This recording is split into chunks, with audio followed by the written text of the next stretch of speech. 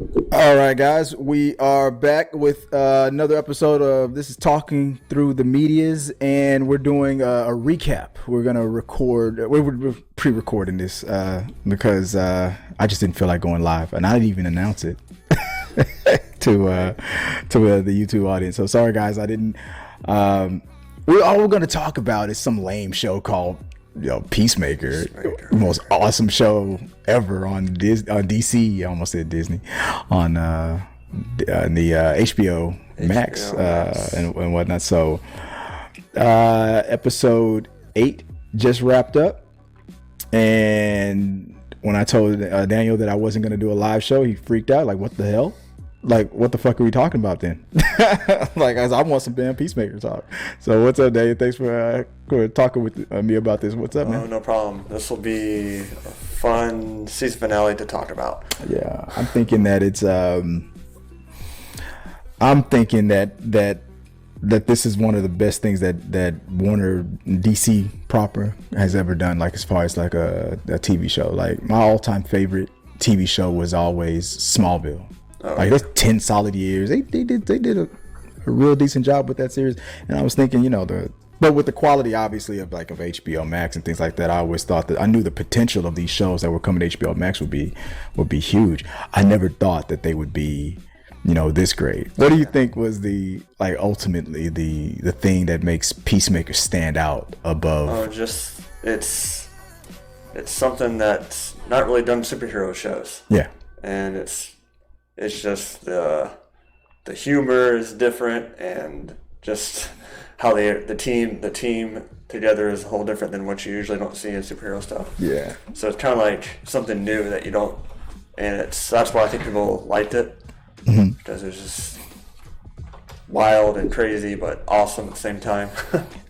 And I agree, and I think that those and James Gunn, those James Gunn-isms and those tropes, that things that he always brings to the table, and what he does with his films and stuff, it was the perfect fit. Right.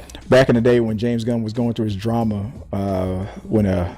when he was getting canceled from tweets that he did back in 1995 or whatever, and then he got booted by Warner, and then by Marvel, and then Warner instantly we want to be in the James Gunn. We saw what you did with Guardians 1 and 2, right. And Come make Suicide Squad for us. But no, they told him you can do anything you wanted. They gave him free reins.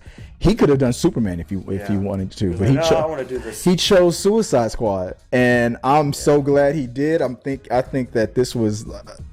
I knew that it was going to be a good movie. I liked the second Suicide Squad movie better than the first one, and I'm upset that it didn't get as much love and attention it should have. I feel like a theatrical run. I know that Warner Brothers is never going to make this mistake again. Hopefully, after Discovery takes them over and fixes all that crap. Yeah, there needs to be no more of this day and date stuff. Maybe for the lesser stuff, maybe. Yeah, but this movie should have been. This should have been. Oh yeah, exactly. And then when they just announced the Peacemaker spinoff, I was like, oh, okay, let's see. I didn't really like him after the movie, but But then you learn why you didn't like him, right?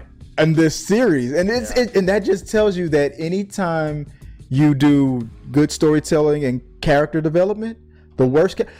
That weasel-looking dude that was on Suicide Squad, he probably could have given us like a tearjerker, dramatic little series if they wrote it right. So it's almost anything. Like James Gunn did this perfectly. Yeah, he did. Yeah, and the fact that, and I'm not surprised that before the season even wrapped up, they were announcing that season 2 is already in development, and another spinoff is coming. Right. James Gunn is he is that bridge now between Marvel and DC, and I'm hoping I'm hoping they try to take advantage of that. Like, we want you back now. Yeah, we want you back. Like everybody's gonna fight over him now. Like we didn't know that every other major studio was going to hire you instantly like that. Right. So not only before, I feel like they made a mistake. Well, and it's a mistake that they literally paid for. Because they had to pay him off for the work he was supposed to do on Guardians 3. So they have to pay him off for that and pay him his contract out. He got fired. He got paid by Warner to do Suicide Squad, and then to come back to Guardians, they had to pay him again. Yeah. Disney had to pay him again. He got paid 3 times for 2 projects. Awesome. So just all gun, baby. Marvel drew. They will, but that wasn't a Kevin Feige decision. That wasn't what he wanted. That was a higher up. They were afraid of being canceled and stuff like that. So we must get this guy out of here because what he did. But it was ridiculous. He had already called himself out before that was political, but we won't get into that. Right, but what I looked up, it feels like he was making fun of the thing more than anything. Yeah, he wasn't saying, "Oh, I actually do this." It was just he was very raw. When Twitter first came out, everybody was raw. Everybody thought that this will never backfire against me, and then boom, the society changed and like let's delete. Right. But yeah, this right here says this is peak James Gunn and it rules. Yeah. So like, you got reviews and stuff up too. Like, it was like someone else posted like a recap and the title. Do me a favor, like pull up reviews, like and maybe after we're talking, maybe we can read some out from like maybe Rotten Tomatoes or something. We can talk about that. Right. I'm looking up on the WB. The HBO Max app for Peacemaker. It says that there's a new podcast out called Podly that you guys can check out. So maybe I'll look into that. But right after I watched that opener each and every time. Do you skip it? Oh no. Yeah, you said you watch it too. That's like the best. That's the best thing. That dance opener to like any show. It was misleading because I assumed that everybody who was in that dance sequence would not die, and boy was I forgot who I was dealing with. It's James Gunn. He kills everybody. Like nobody. Look how Suicide Squad began. Mm-hmm. Like I expected a lot of death in that movie, but not like as much. Yeah. Right at the beginning. Yeah. And it was. Yeah, they got rid of a lot of people quick, I guess, to make room for the new people. Right. But right off the bat, when the show first started, it was still in that trailer with Adebayo. I forgot how to say her name correctly, You're close. Vigilante and Peacemaker not letting her talk. She's trying to apologize. Right. I'm literally watching this scene. I'm yelling at the screen like, I don't want your damn apology either. Like she's gotta. That whole two wrongs don't make a right excuse. Like, I can't believe I'm being judged by murderers and stuff. Did these murderers hide the fact that they were murderers and killers and stuff from the very beginning? No, you knew who they were, you knew how bad they were, and you still developed a bond, a friendship, and a trust despite that very bad thing about it. But the second you start looking bad, or when the camera comes back on you, then you want to point out the fact that they're killers and stuff. They never lied. When you're like trying to betray the team. Yeah, you're in a team full of killers, and it's funny. The worst thing you can be is a liar. like that whole thing. They don't call you out for being a killer, but they'll call you out for being a liar. A liar, disloyal, or whatnot. Because I mean, it doesn't matter what they. That was one thing that was kind of annoying me because she kind of did that in previous episodes where she was like, "You did this and you're bad. You kill people, and all I did was just befriend you and pretend like that was cool and then betray you. That's all. Like, try to frame you. Like, dude, that's worse. Right. Like, I don't. But I'm glad that she finally learned that lesson after that. But what stood out to you about that opener with that whole. And how Vigilante got on it too, and just like he was like, oh, we're not doing that anymore. Oh man, yeah, that whole look. And she got on the phone with her mom to try to get like backup. She's like, we need to call it the Justice League. I said that last week.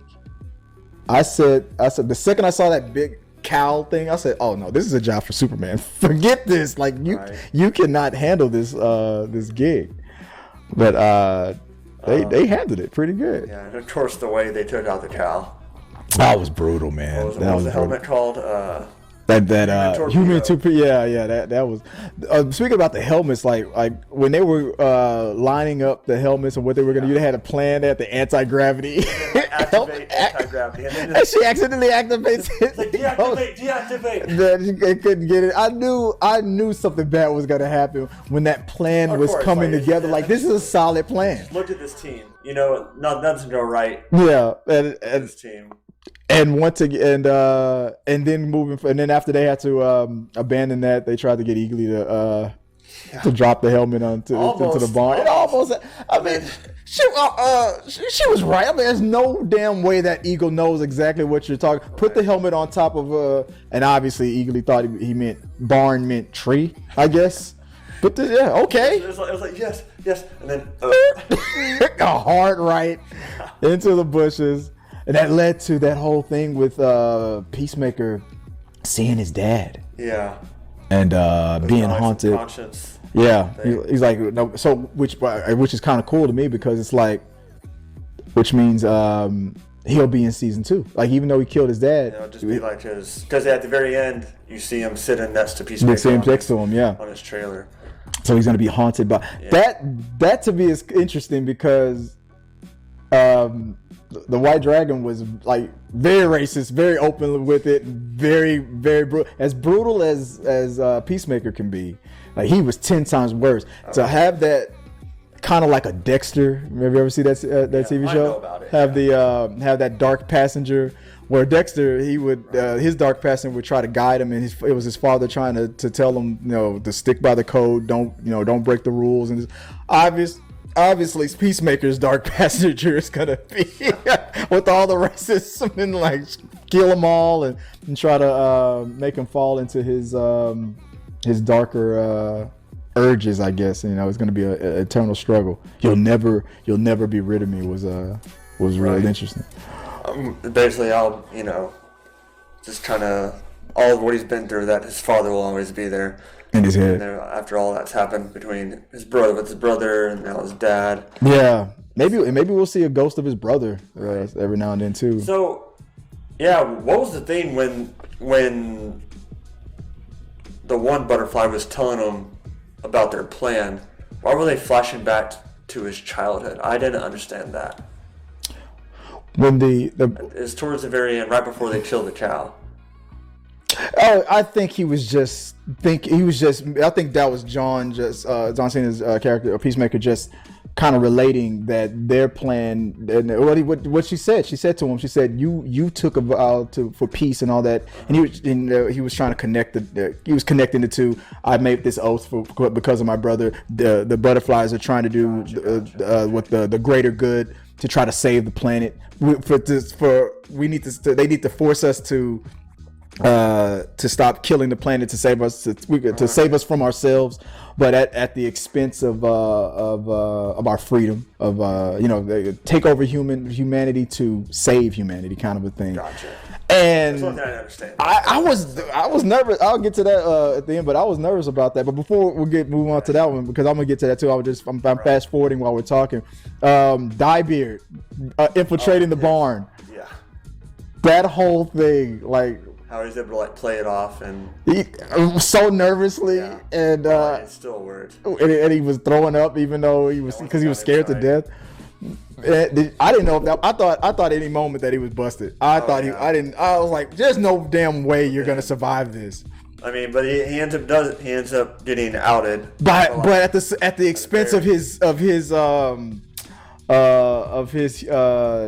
about to say humanity is he had to humiliate himself again and reveal what was that Butterfly asked is like, why does your human color his face like that, and he had to let it all out. Basically, just he put his whole life for the job and was never able to have like a life for himself, and now he's older and can't have the things he wants. He realized he's lazy and I knew that the other butterflies was gonna laugh at him, like, what a loser. I knew that was gonna happen, but I was like, they're dragging this out. They really called back to this old Dyer thing to make Peacemaker feel bad for bullying him. It was a weird way to kind of like wrap that up and answer that question. But I was like, dude, they really made the whole Dyer thing a tearjerker, kind of dramatic situation. That was funny. It was brilliant at the same time, but it was. I thought the conversation dragged a little too long. He could have cut that, but maybe that was the funniest thing about it. It was a great thing to know he is important to the team. Yeah, he's been here sacrificing his whole life for this job, and he's actually is very important. As we learned many times throughout the season, he is important. He saves the team. He did it, and there was another episode where if it wasn't for him, this wouldn't have gotten done. Yeah, the gorilla, shooting up White Dragon's crew, and then he did it again. When the butterflies swarmed him, I was like, "That's it. He's dead." Yeah, I thought he was gone. That was it, and but they got the helmet to work. It's so funny that a guy that soft, that weak and scared. The thing that ultimately took him down was him tripping over the fence and breaking his own leg. That was later. That was just something. He stumbled over someone else too when he was running. Yeah, and they caught up to him. But then he so cool. Then later on, he usually just breaks his leg over something so simple. Something stupid. Yeah, like he does all this amazing. And then when they use that other helmet, I guess to what was that, the bomb? The sonic boom. Yeah, the sonic boom blast, sonic blast. And they opened up the barn and everything. When that all worked, and is it Judo Master? When he showed up at the end, I was like, because I was so confused about Judo Master the whole time. I was like, so he's not a butterfly because he seemed to have been of average strength, of a regular human strength. So is he just a butterfly sympathizer, which we found out he is? He's sympathetic to their cause. He agrees with it. Yeah. So I guess if you're a human and you agree with the butterflies, there's no need for them to take you over. Right. But there's no guarantee on that, because if there's ever a butterfly whose human gets taken away and you're standing there right there, who knows? Like we saw with the cop. Yeah, exactly. I'm like, hey, even though you're a Judo Master, even though you're one of us. But she did say we don't really want to kill these people. She did kind of say that, but at the same time, if it was necessary, they would have done it. So Judo Master, he shows up at the end. He shows up at the end. He's not a butterfly. He just cared about these. So I think he's gonna be the main villain of the second season. Out for revenge. Yeah. And maybe he'll pull up a posse. Or I think the representation of that is kind of fun, because we got a dude, an Asian dude, very short, below average height, and things like in Hollywood. Usually in Hollywood, that ain't gonna fly. That's not usually considered a villain or an antagonist, or especially an antagonist that can handle his own and kick a lot of butt.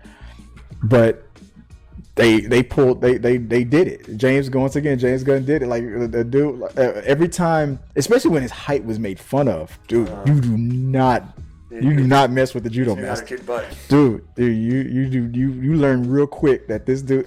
I thought it was also brilliant that even when he came at the end and was crying over the death of the butterflies, he was still eating those chips. Did you see him? Did you see him take off? He was like, like what? Like, this dude loves his spicy chips. I thought that was hilarious. Did you think, what was her name? Harcourt. Amelia Harcourt. You thought she died? I thought she was gone. I thought she was gone. I didn't think she was that. So when I was like, oh, it's just like a flesh wound at first, but then she's coughing up blood. She had a couple. It was I watched it. I had to rewind that. She got a couple shots to the gut. I only saw the first. It was in the shoulder, and then I saw there was a couple. So it was either one or two. Okay. It was at least one to the gut. So I didn't see that one. Yeah, I didn't see it at first either. I had to rewind it. Why is she coughing up blood? But it's like, oh man, she's gonna die because she's all alone. You know. Mm-hmm. And then when I was like, when I saw the butterfly coming, I was like, even though technically there was no point to that, because they said that if the cow goes, they're not going to live for, but maybe they'll starve it. Eventually they'll starve to that because there's no food. But still, like I was about to freak out over that. Like, no, don't let this happen. Don't let this happen. Because I was thinking at that point, even at that point, it would have been like, even if that last butterfly were to live for, I mean, technically, there was probably enough surviving barrels of food that could sustain one butterfly for a good while. So I was thinking that was about to be what was going to happen. Like, oh, damn, she's about to become a butterfly. There's at least enough reserve food for that one person to be a continuing threat. Could you imagine that? And maybe it might still happen. Maybe Judo Master maybe that one last butterfly, which I'm surprised that John is still. What's stopping him from getting revenge and just killing John anyway? Killing Peacemaker anyway? Just wait until he goes to sleep, go into his mouth and kill him. What's stopping him? I don't. That was the only thing I didn't like really or get at the end. It's like, yeah, like how is there? Where did that come from, anyways? The extra goo. He had that. But where'd that butterfly come from? That was him. The senator, the one that was in the cop, the female cop. That was the same. That was the same consistent one. That was him or her. Yeah. So what does stop that butterfly from going into Peacemaker? I mean, I guess the fact that what she said, we're not really out to kill people. We're just out to survive. And I was at a crossroad. I would not have been surprised if he would have gone either way. When she didn't kill him and she stopped and said, let me show you what I need to show you first, and then I thought he was going to change. I thought he was going to change, and that was going to be the direction that the show was going to go. Flip sides and all that. Yeah. But then I thought he's got to be smart enough, because I probably honestly I would have did the exact same thing he did. I would have killed that cow anyway, because I don't agree. I mean, yeah, they're probably 100% right, and the odds are if they would have done 100% what they were saying to do, maybe then the planet might have gotten healed. It got very message heavy at the very end. Yeah. They threw a lot of like liberal kind of talking points or hippie type talking points about pollution and stuff like that, and stuff that I agree with that, but I just don't agree with that whole message about like if aliens come to take over the planet, like this happened to our planet. Okay, well convince us then. Right. Don't. Because humans do not like to be forced. Like it's basically taking over the planet, and it could have worked. It could have been the only way to really save the planet. Like if the only way I would if you could look into a crystal ball and look into the future and say, if you keep doing this is 100% your future is all destruction. Right. But if you let us take you over, like 50% of you will be like dead zombies with butterflies in your mouths, but the other half of y'all, or the rest of y'all, or maybe I don't know, maybe it's a very small, because they were almost extinct, right? That was a very small number of those butterflies that were left, right? So it's not like they. So. But what's stopping them from mating and multiplying? Oh, yeah, which they probably could do. Because when the one cop called the rest of them, like we saw there was thousands of them. So there could have been female male thing. They could have multiplied for all we know. They could have taken over completely. Then tamed the earth after that. And I mean, because they took to the police station just like that. Just like that. So what was stopping that? So it's just in these situations, you give human beings that choice, especially in DC, where the choice is, because that also happened in Man of Steel. Like they were the whole plot of to resurrect Krypton. We got to destroy Earth. And Superman, that's why I knew John Cena wasn't going to do it, because Superman said it. Well, then Krypton had its chance. Right. You got to give Earth a chance to figure it out. Yeah. And if we don't, and if this is the end, then that's their fate. Right. But don't force it. You can't. How fair is it? Because it could be like a 99.9% chance that we're gonna mess it all up and be doomed anyway. Mm-hmm. But how fair is it that another race or from another planet who did already mess up get a second chance at the expense of that's never. Like you're wondering why would a whole population of people to give another group a second chance. Like, dude, you're done. You're done. It's like you can't find a planet that's uninhabited, maybe. Yeah, exactly. You want to come and destroy a whole. Yeah, all race. These DC worlds that have oxygen, water, and stuff. Yeah, and you pick one that's habitable. Like no. You want to kill all the population of the Earth. Just because for your second chance. Yeah, and stuff no. Like no, there's a chance that I would say it's likely we're gonna mess it all up, but there's a chance we might not, but it's not. It's 50-50, just let us. Oh, I don't even think it's 50-50. I think it's worse than that. But I thought whatever it was. It is. But let us. No, it's our struggle, but we're gonna go down. So we're gonna go down on the ship swinging, and we'll repent on our deathbeds. Right. But I thought it was. I felt like John Cena was gonna make that call. I for a second there though. I thought she almost convinced him for a few seconds. For a few seconds there. And then she takes him out and then kills the cow. She was getting very convincing too, and the fact that she said that she didn't. It wasn't about that we were taking on people for the sake of taking on people. We did what we needed to do to put the right people of power in place to stop the destruction of your own planet. And it's just like I said, like even though you're 100% right, humans, we don't like to be forced. Like you're not gonna make me wear this mask, like stuff like that. There's always gonna be a fight. Like even beyond current events. Back in the day when seatbelts were being mandated, there was a big push against that. Now, because you're used to it, you don't even think about it. You're like, you see that cop pull over, you're like, we're just hard headed. Yeah, exactly. That's the best way. We are as a race. We are very, very hard headed. But dude, that was gross though when he forced her with the helmet on to go through the cow. Without warning. Well, it's like she had the helmet on. She was in position, and like it was so smooth how he did it. It was kind of a way to get back at her, like for being such a dick. For you framing me like, I'm gonna forgive you, but I'm gonna do this. Activate. What was it? Activate human cannonball or something like that. Something like that, and like it was like something like torpedo. Activate human torpedo. All's forgiven. After I do that to you, if you survive this, I forgive you. Yes. I feel like that's what that was. Just some kind of like quick little payback, but I'm gonna forgive you since I'm doing this to you. But when what's her name? When Harcourt was passed out, I was like, in the middle of watching it, I was like, they could go one or two ways on this. She died and it's honorable and this is sad and this and that and the other. I thought she was. And or she just passed out, right? And from the pain, and she's like on death's door, and they need to rush her to the hospital quick. Then that led to the Justice League, one of the big reveals at the end. I was thinking that come on. That's cool that they showed up, but there's no way that's any of them. I thought they leave them all in shadows. And in shadows. It just made more sense to leave them in shadows, curse them out, keep it walking, right? They walk by him and the light shines on. But even that first, because I had to rewind it a couple of times. Yeah. That first close up to Flash and Aquaman, it was still in shadow. Yeah. But then the second close up. Yeah. It was really like as they walked by him. James Gunn drug it out on. Is it any of them? Are any of them here? They drug that out for he did that perfectly because I was watching it in my car while I was working. I was driving, and I was literally like, I had to pull over. I was like, what?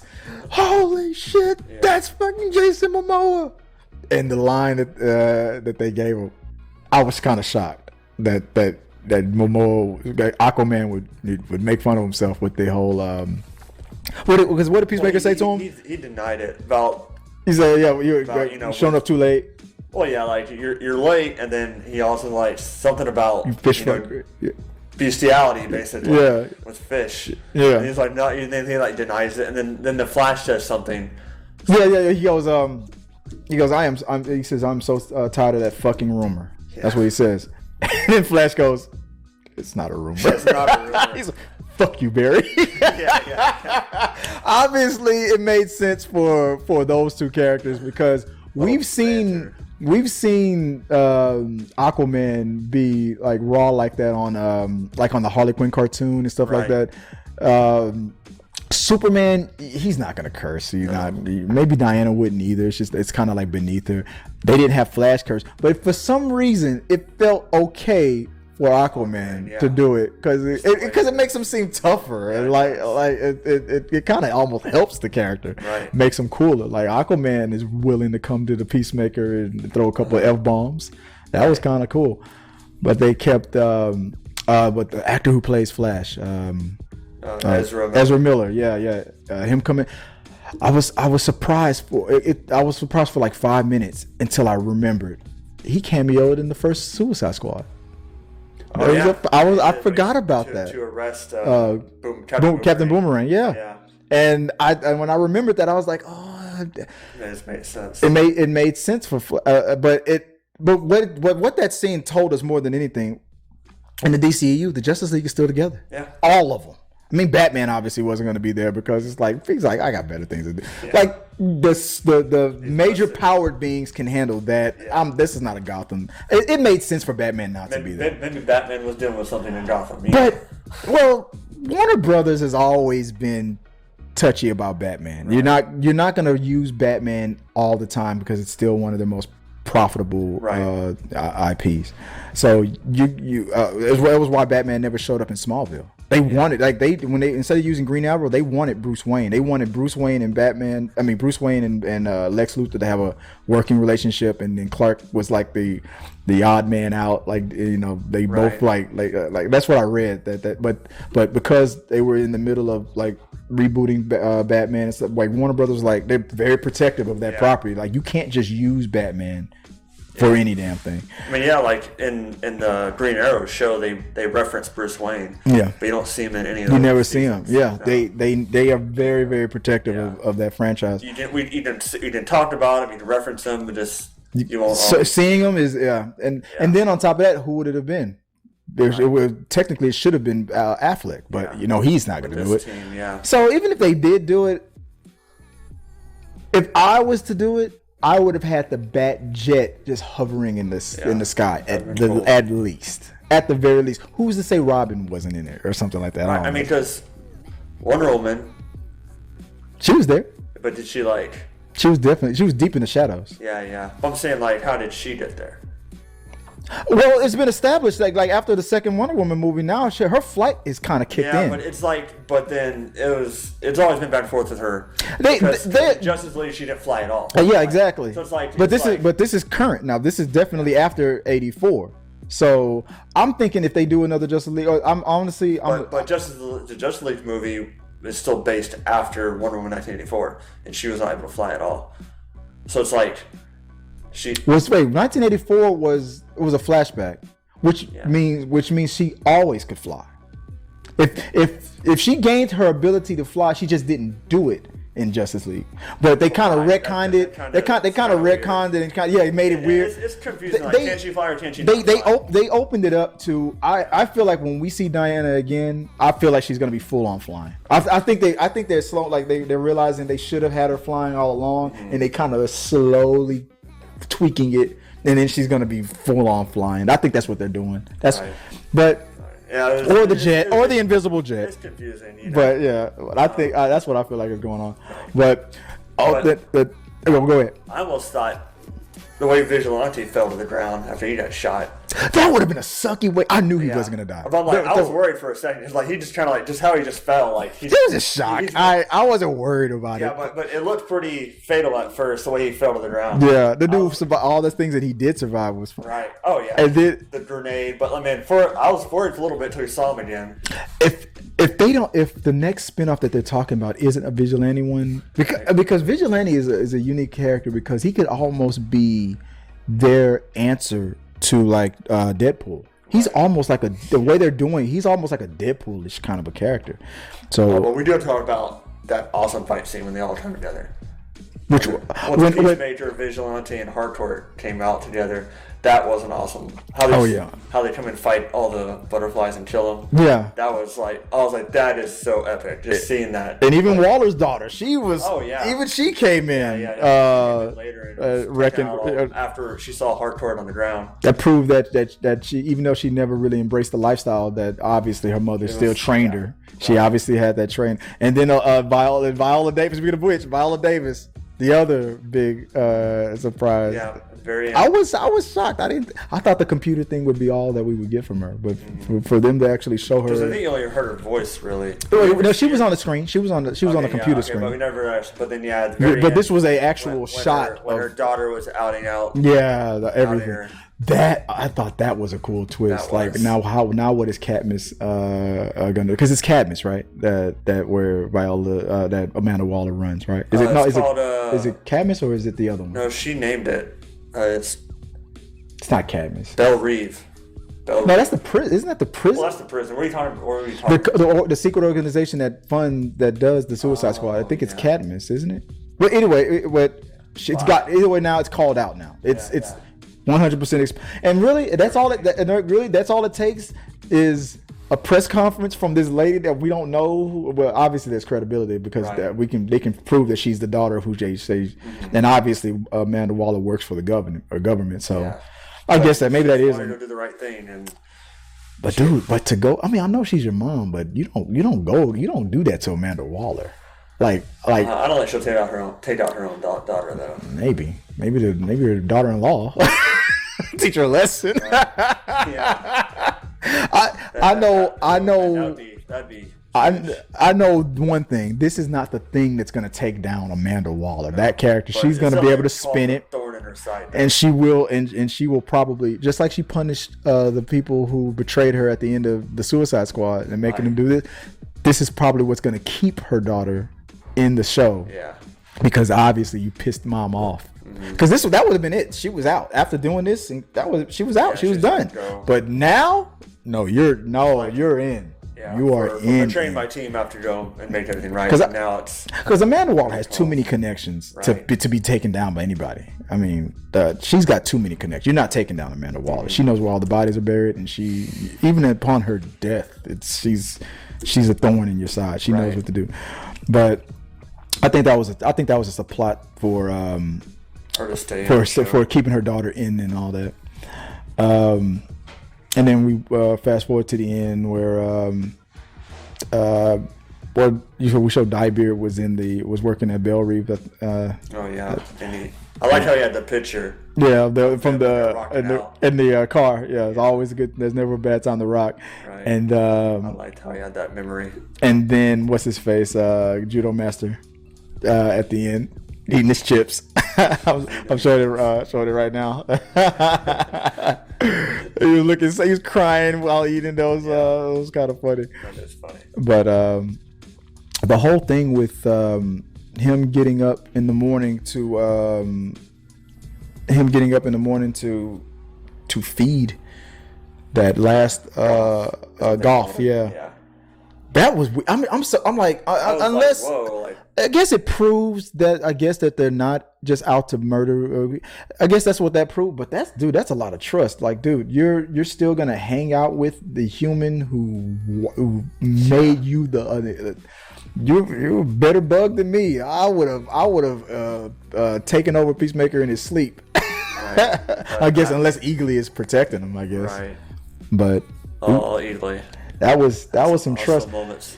Obviously, Goth probably just accepted his fate. Right, and you're the last one. You're the last one. You're about to once all this food is done, you're done. So I'm guessing that's probably unless he like Peacemaker tries to find a way to help him stay alive. There's gonna be another food source that they're gonna find that would have.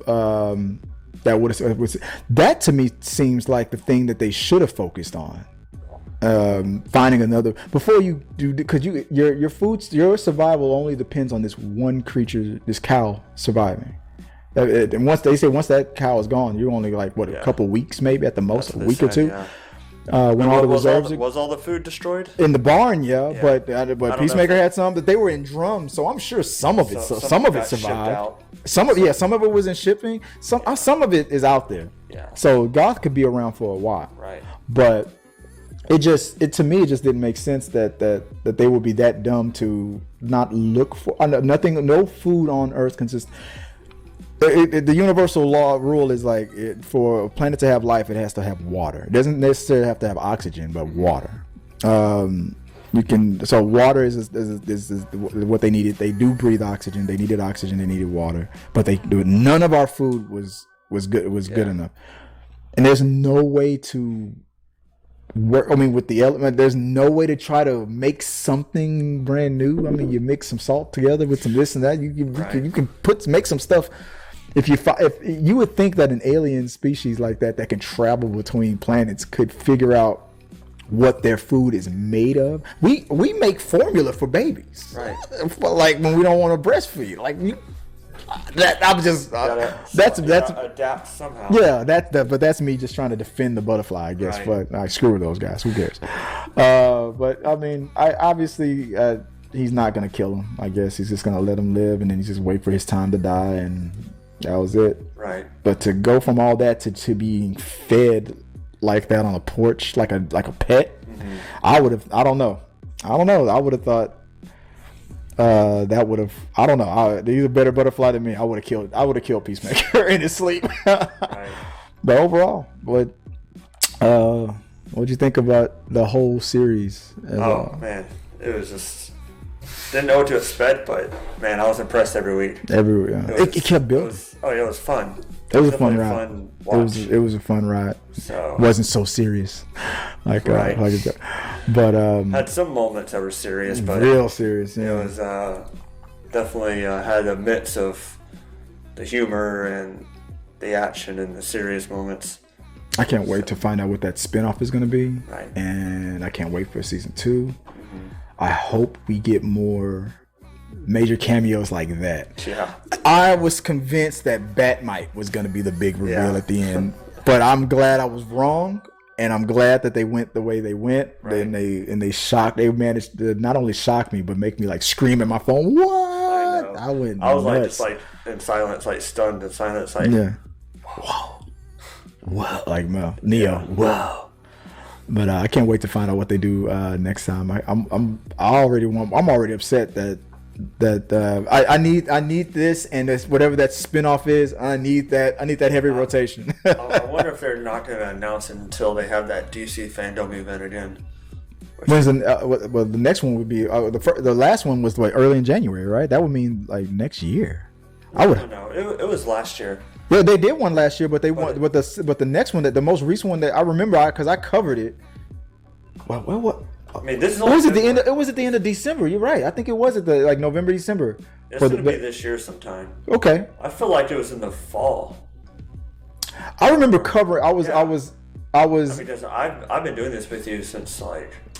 August or I was still in that last studio, and that's when I covered it. I tried to live stream record that whole thing, and most of it got blocked because it was, DC was like, "Nah, we're not doing that." I feel like that had to be in the fall, like maybe shortly after I started coming on. I want an announcement before that, but because we're about to get the new Harley Quinn, we're about this new season that Titans and stuff should be coming up. I wasn't so impressed as you know because I gave my feedback over it. Member of the DC fandom. Oh yeah, they didn't do a good job this year compared to the first one. This one was, that was trash. Because you had the Justice League Snyder Cut announced on the first one, and this one just like it was kind of stuff that I already knew about. Yeah, it was like you just they just covered everything. Yeah, titles and stuff that I already knew. About. Yeah, they didn't give us any footage or nothing. And there was no big reveal that I didn't know about. Besides, Yeah, it was really just they announced dates and titles of stuff that I already knew was coming.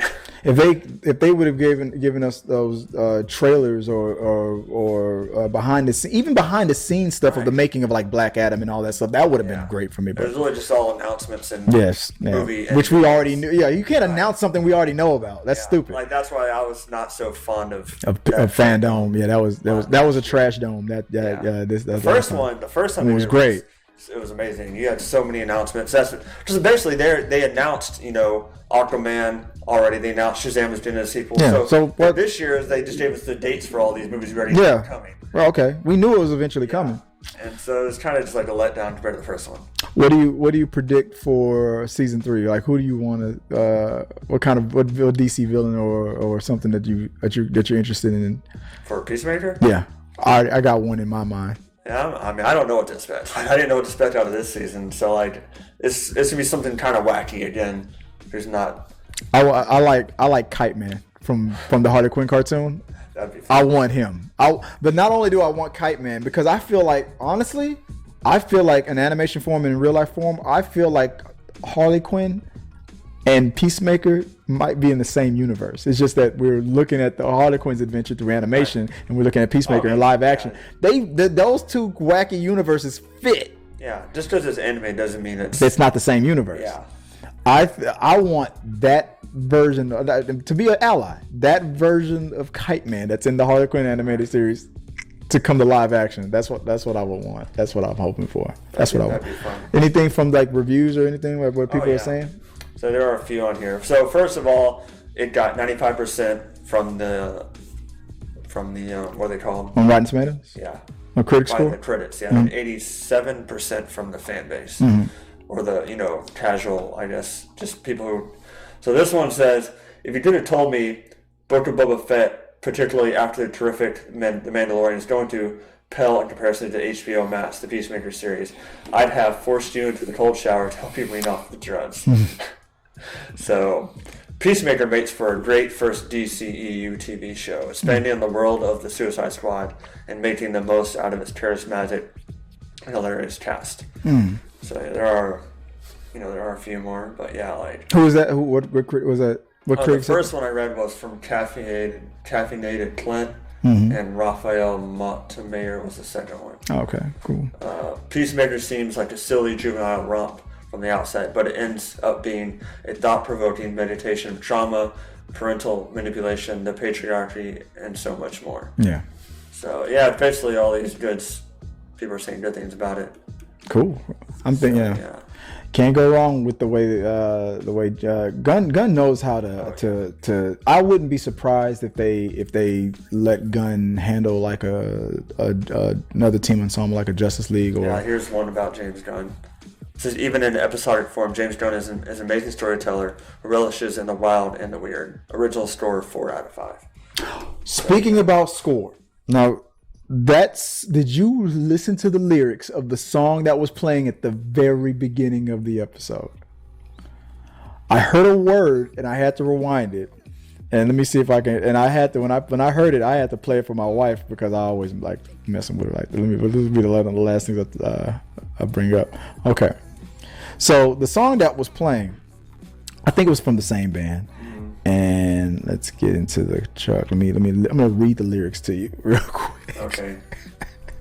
I don't know. They didn't tell me the name of the song. Here we go. I'm gonna read it out to you.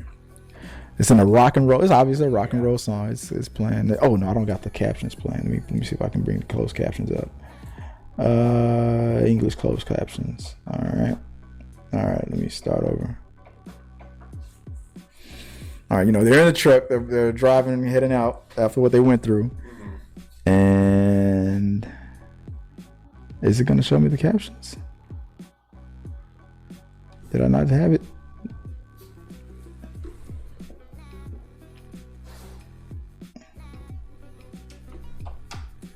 The hell?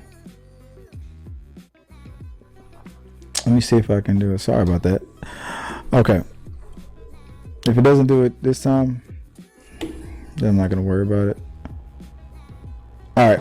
Anyway, so I had to probably just look up the lyrics. It was something about. It was a guy singing. It was something about something. What did he say? It was something about don't be mad when I try to put it in your booty, and don't get upset when because I like to play Call of Duty. All I heard was duty and booty, and I was like, "What?" And I had to rewind it. Yeah, I do remember that now. And I played it, of course. And of course, when I heard those juvenile lyrics, I had to play it for my wife, and she just gives me that look, like, "Man, why do you bring this up every time?" Because it's my birthday. But that was I had to bring that up for no reason at all. I just wanted to bring that up real quick. There was definitely some. All right. Okay. Of course, would have a song like that in this show. Exactly. But that's it, guys. That was. I thought it was great. I can't wait to see more of it. I'm looking forward to more from James Gunn. More Suicide Squad, more Peacemaker, more spinoffs. I'm ready for Titans. I'm ready for Doom Patrol. I'm hoping all of it crosses over. I need to cut up all that. It all can fit. I hope all of it crosses over. I hope all of. You know what? I wouldn't have even. I even thought that the guy who plays Cyborg in Doom Patrol, I thought I saw him in the background. I had to rewind it. I thought I saw him out there, but it wasn't him. But I want not only, I don't need it to interconnect. It doesn't need to because it's not necessary because obviously that like Doom Patrol and Titans are a different DC world than the DCU. It's not the DCU, but I would love to see what they do with these characters next week. So I mean next season. Right. So I'm looking. I can't wait for it. So let us know what you guys thought about it, about our review. That was the Peacemaker season finale. So good. And it was great. Can't wait to see what's coming up next, guys. Again, if you want to check us out, you can check us out on podcast form. This will be up on the blog as well. Go to t3medias.com. Check out the blog. You can go to your favorite blog of choice, Google Podcasts, iTunes, Audible, all those things. And if you want to reach out to us, you can go on social media at T3 Medias. We're all over the place. You can find me, Chris W. Fagan, on social media. And if people want to find you, where can they find you online? Yes, you can find me at Dyer Situation 10, or is it 10? I think it is. Or Dyer Cosplay. Awesome. All right, guys. That was a great show, and it was good catching up on it. I'm gonna go watch it again in a few minutes, so go check it out. So go check out Peacemaker. Go watch it all over again. It's a bingeable show. You can binge the crap out of it. I probably will be binging the whole thing again every now and then. So until next time, guys, have a good one.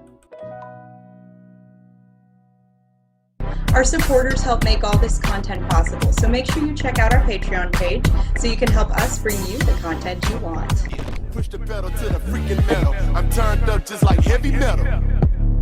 Yo.